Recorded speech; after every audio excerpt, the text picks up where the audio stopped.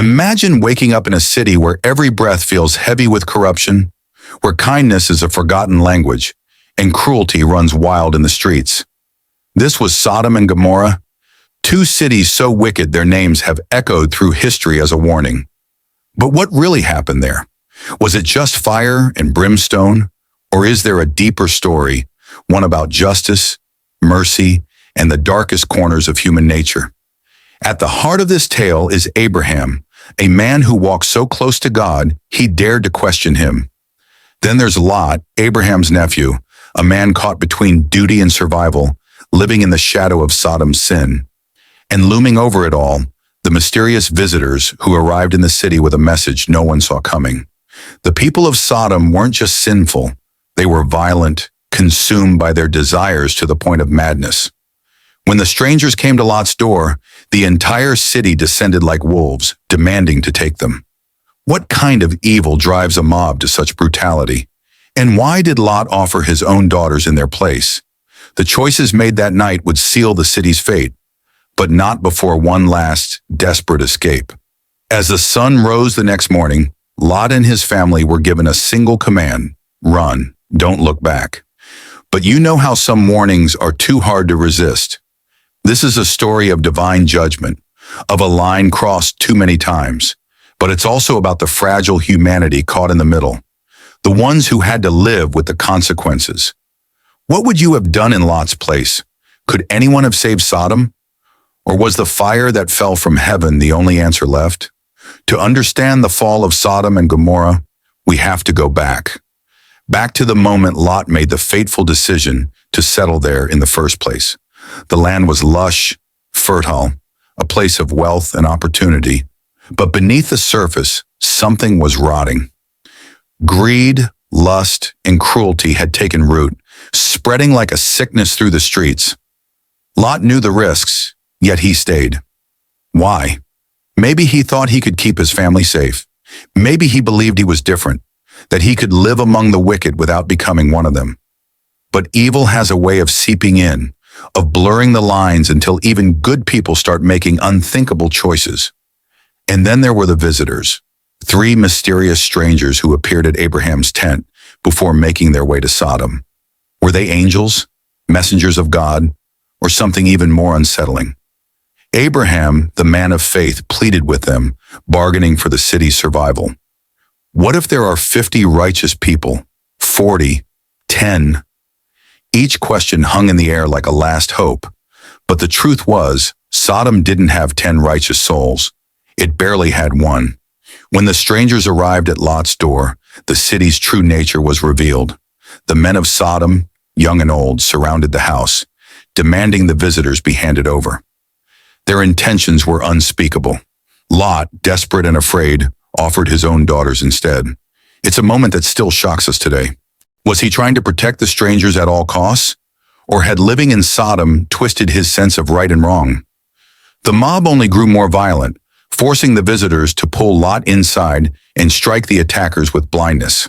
A temporary mercy, but the clock was ticking. Now, as dawn breaks, Lot and his family are being given one final chance. Flee to the mountains. Don't look back. But escape won't be easy. The city is doomed and the sky is about to split open. Will they make it out in time? And even if they do, can they truly leave Sodom behind, or will its shadow follow them forever? The answer is coming, but not yet. The fire is still falling, and someone is about to turn back. As Lot and his family stumbled through the city gates, the ground trembled beneath their feet. Behind them, the first screams rose into the air, not just of terror, but of realization. The people of Sodom had spent their lives believing they were untouchable, that their wealth and power would shield them from consequences. Now fire rained from the heavens, and there was no escape. But for Lot, the real struggle wasn't just outrunning the flames. It was the weight of what he was leaving behind. His home, his wealth, the daughters he'd nearly sacrificed to that mob. Had he done enough to protect them, or had Sodom already stolen parts of them he couldn't get back? His wife walked a few steps behind, her face pale with dread. She hadn't spoken since the angels warned them not to look back. But why would that be the one rule she couldn't obey? Was it grief? curiosity, or something darker? A longing for the life they were losing, even if it was rotten at the core? Every family has its secrets, its unspoken regrets, and sometimes the past doesn't just haunt you, it turns you to salt. Meanwhile, far from the burning cities, Abraham stood on the hillside, watching the smoke rise in the distance. He'd begged God for mercy, but now the air smelled like sulfur and judgment. Had there ever really been a chance for Sodom? Or was destruction the only ending for a place that had forgotten compassion entirely? The question hung in the air, unanswered, because down in the valley, Lot's daughters were whispering to each other, making plans of their own, and what they were about to do would change everything. The air grew thick with smoke as Lot and his daughters ran, their lungs burning with every breath. The ground shook with explosions of divine wrath, each blast closer than the last. The younger daughter stumbled, her sandal catching on a rock, and for one terrifying moment, she was sure this was where it would end, where the fire would swallow her whole. Lot yanked her up by the arm, his face wild with fear. "Don't stop!" he screamed over the roar of destruction. "Not until we reach the mountains." But his wife wasn't running anymore. She had slowed, hesitated, then turned. Just for a second, just to look back. A gust of scorching wind whipped through the valley, carrying with it the last cries of Sodom. The older daughter grabbed her father's robe, her voice breaking. "We can't leave her." But when they turned, there was nothing left to see. Just a pale figure, frozen in the shape of a woman, her hand outstretched toward the city she couldn't let go. The horror of it struck them silent. The warning had been real, the punishment was absolute, and now they were truly alone.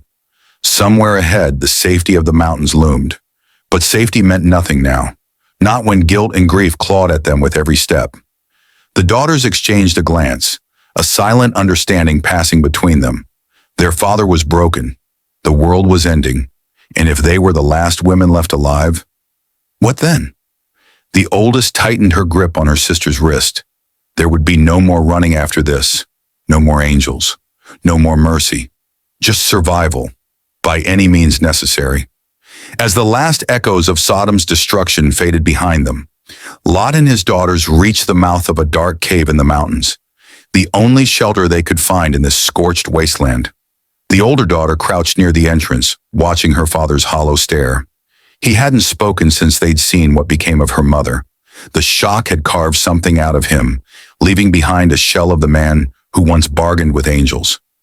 Then the whispers started. The younger daughter pressed close to her sister, her voice trembling.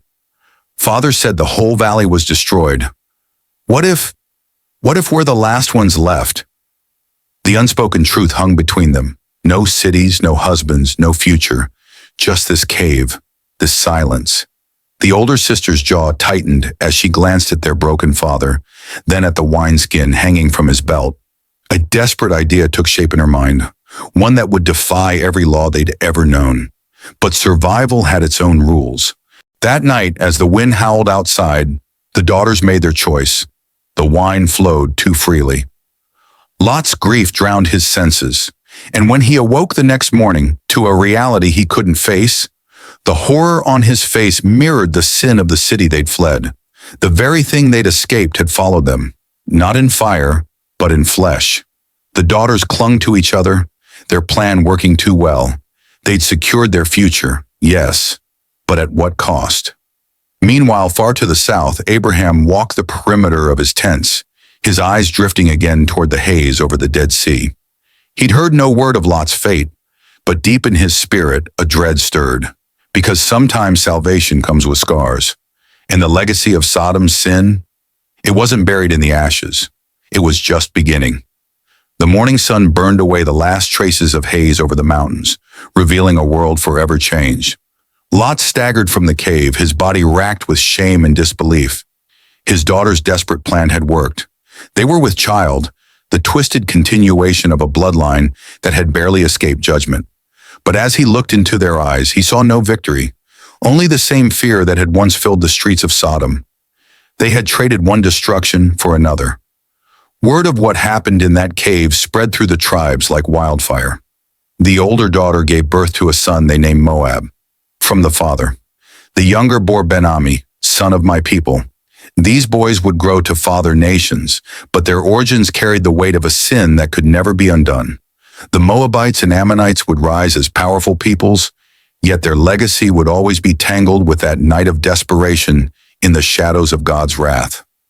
Years later, when Abraham's descendants wandered the wilderness, they would face these very nations, a cruel irony that the sins of the past had birthed future enemies. The destruction of Sodom wasn't the end of the story after all. Like embers carried on the wind, its consequences spread far beyond that doomed valley. And Lot? He faded from history, a broken man who learned too late that some escapes are illusions.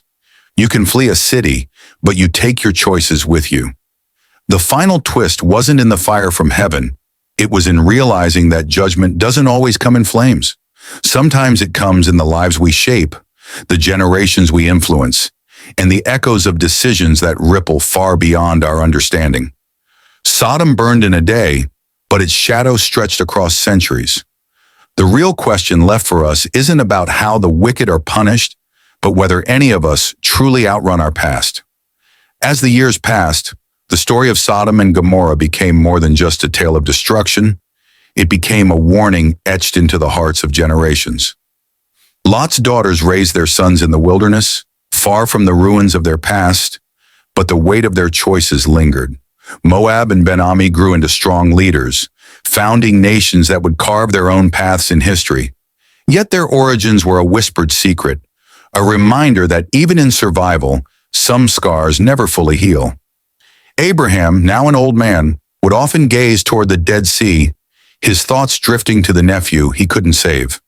He had pleaded with God for Sodom's salvation, but in the end, not even 10 righteous souls could be found. The lesson was clear. Evil, when left unchecked, consumes everything, even the chance for mercy.